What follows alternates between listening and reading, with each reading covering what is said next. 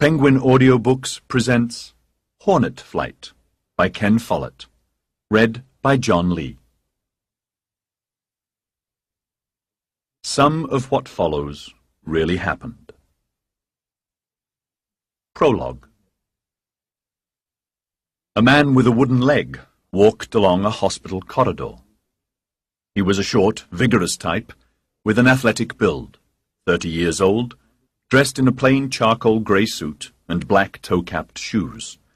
He walked briskly, but you could tell he was lame by the slight irregularity in his step. Tap, tap, tap, tap. His face was fixed in a grim expression, as if he were suppressing some profound emotion. He reached the end of the corridor and stopped at the nurse's desk. "Flight Lieutenant Hall?" he said. The nurse looked up from a register. She was a pretty girl with black hair, and she spoke with a soft accent of County Cork. "You'll be a relation, I'm thinking," she said with a friendly smile. Her charm had no effect. "Brother," said the visitor. "Which bed?" "Last on the left." He turned on his heel and strode along the aisle to the end of the ward. In a chair beside the bed, a figure in a brown dressing gown sat with his back to the room, looking out of the window, smoking. The visitor hesitated.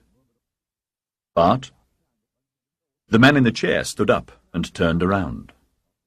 There was a bandage on his head and his left arm was in a sling, but he was smiling. He was a younger, taller version of the visitor. "Hello, Digby." Digby put his arms around his brother and hugged him hard. "I thought you were dead," he said. Then he began to cry. "I was flying a Whitley," Bart said. The Armstrong Whitworth Whitley was a cumbersome long-tailed bomber that flew in an odd nose-down attitude. In the spring of 1941, Bomber Command had 100 of them, out of a total strength of about 700 aircraft. "A Messerschmitt fired on us and we took several hits," Bart continued. "But he must have been running out of fuel because he peeled off without finishing us. I thought it was my lucky day. Then we started to lose altitude. The Messerschmitt must have damaged both engines. We chucked out everything that wasn't bolted down to reduce our weight, but it was no good, and I realized we'd have to ditch in the North Sea." Digby sat on the edge of the hospital bed, dry-eyed now, watching his brother's face, seeing the 1,000-yard stare, as Bart remembered. "I told the crew to jettison the rear hatch, then get into ditching position, braced against the bulkhead."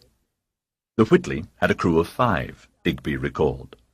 "When we reached 0 altitude, I heaved back on the stick and opened the throttles, but the aircraft refused to level out, and we hit the water with a terrific smash. I was knocked out.